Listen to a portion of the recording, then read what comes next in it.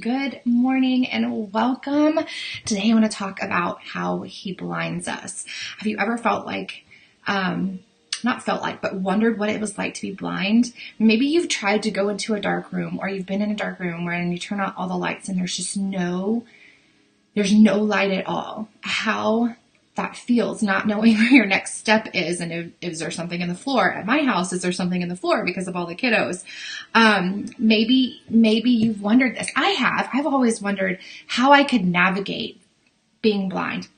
And so I want to take this into a conversation today about that, but of course about our faith in this world that we live in, this earthly world.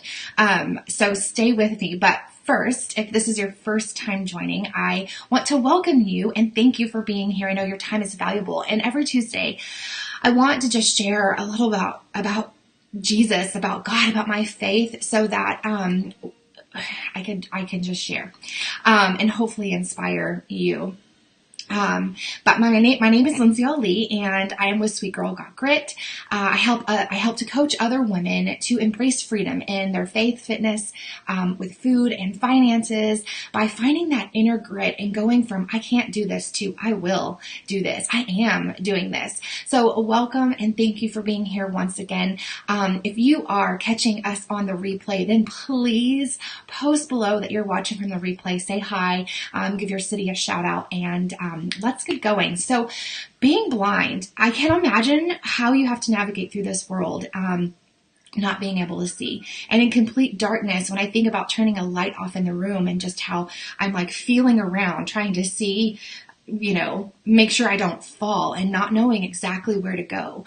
Isn't it easier when someone leads us through that room when it's dark? Have you ever been to a camp or, maybe a sports team? I know we did it on sports teams where we had to be blindfolded and led around. We have to trust that other person to lead us, to guide us through that darkness that we have, whether it's in a room or it's, because we're blindfolded. It makes things so much easier. And for us to be led here on the earth, there is I believe there's a spiritual warfare happening because I believe in God, and I believe that the devil is real and he's working and his schemes are working, and in ways that we don't recognize sometimes. In other ways we do because we've armed ourselves.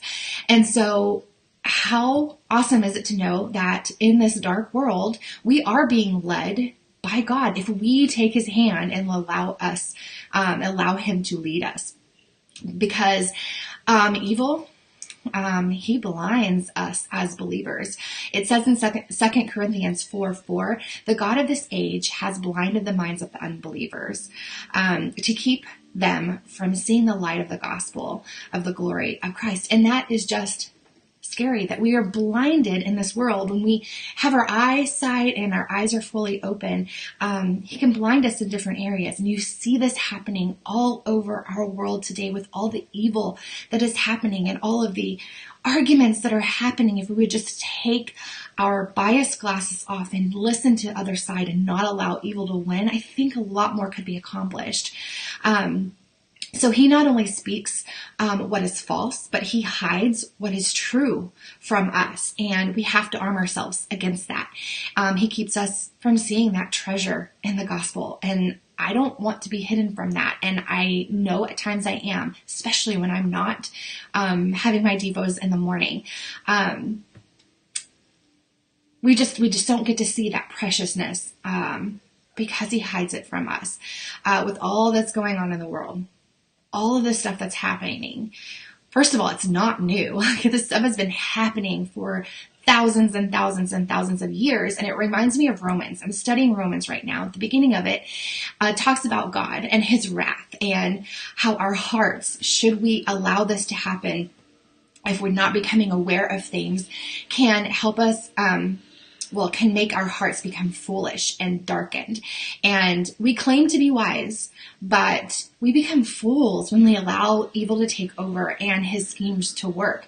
We become foolish, exchanging that glory of God for other things and other people and lies that evil has set before us, because we haven't armed ourselves. Because of this, God gives us over to sinful desires, and he allows things to happen because we exchange those lies or for the truth, for lies, and for wickedness, it leads us into wickedness.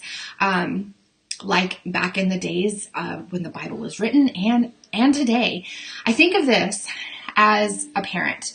Whenever I'm trying to get my kids to do something and I'm like, you need to do this, and it doesn't get done. You need to do this, it doesn't get done. You need to act like this, you need to say this. And again, time and time again, they make the same mistake over and over and over again. And I just think how frustrated I get. And eventually I have to release my control over them and allow natural consequences to happen to them based on how they're not changing their behavior. For example, you need to talk nice to your brothers. You need to talk nice to your brothers. You need to talk nice to your brothers. And time again, this child of mine does not do that. And eventually they respond rude to her or respond with a hit back. Now that's not okay. I don't condone that, but that natural consequences of them learning from her how to treat other people, treat her, eventually came back to her. And then I'm able to sit down and say, hey, listen, this is why I kept telling you, you need to do this way, because this could happen. This was a natural consequence.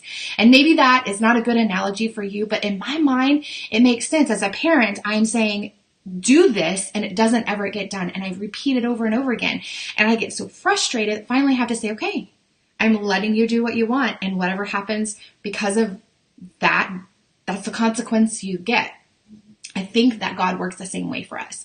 I think that He shows us and tries to guide us and lead us and tell us what to do, but we don't listen. We don't listen. We don't listen. We just keep making the same mistakes that we've made for thousands and thousands of years. And we keep doing this circle all the time and believing the lies. And He gets tired of us not listening, and He has given us free will. So how much sweeter is it when we choose to follow Him? It's very, very much more sweeter, if that's a way to say it, when we choose that. So I've given us free will. To make us follow Him is not very sweet. Just think about, to make someone love you is not as sweet as if they choose to love you and to treat you in that love with gracious hearts and admiration. You know, it's so much sweeter when someone chooses that instead of they're required to. It's the same for Him. He gives us that free will because it's sweeter to Him when we choose to follow Him and be obedient. But we don't listen, and we're given over to our wicked minds and wants and desires, and we become filled with this evilness and this anger because we've allowed the devil to work. And we need to just go back to our devotions. We need to arm ourselves with that word, because it could help. It could change things. It really could, wherever you're at in your life. We can stop this. We just have to dive into the word. We have to know how to arm ourselves. We have to know how to recognize when evil is taking over. We have to recognize whenever, there's an evil path laid before us, and how we can divert our path from going on that direction and make sure we're going and being guided by Him and not by evil. The more I study and know how He works and how I can stop him, I feel good about decisions in my life. And sometimes we feel like we're not being guided by Him. And it makes me think of that story, footprints, where, you're going through life and there's two sets of footprints. One's supposed to be man's, one's supposed to be God's.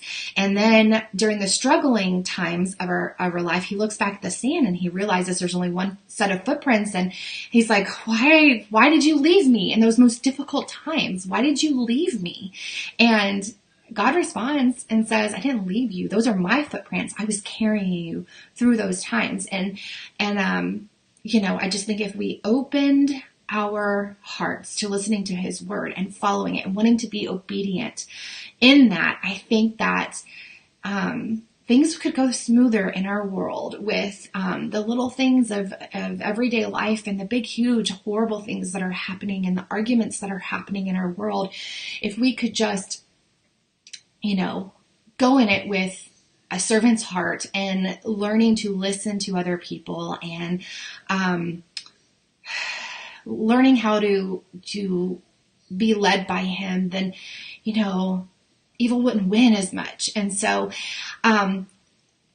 anyway, that is just what was on my heart today that I wanted to share. And the point is to arm yourself with the truth and what's found in his word. A big thing in my life right now is arming myself with the truth in food, because food has a power over me.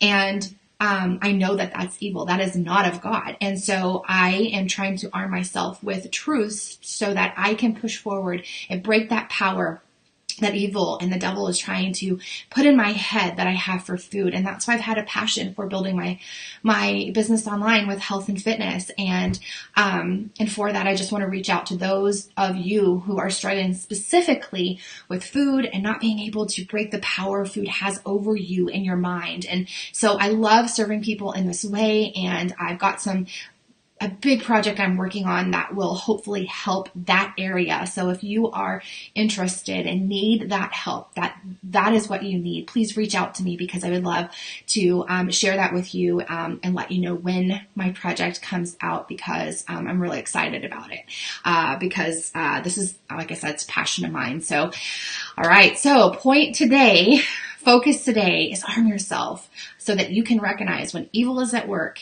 and how to avoid it. I hope that this was helpful for you and maybe what you're going through in your life. Maybe it didn't speak to you at all, but it would speak to someone else. I would love a like, share, a comment to that, tag someone who may need to hear it, and hopefully it was helpful for you. But I'm going to hop off now. I want to thank you so much for joining. Please let me know if you're watching the replay, and I will see y'all in the next video. Bye now.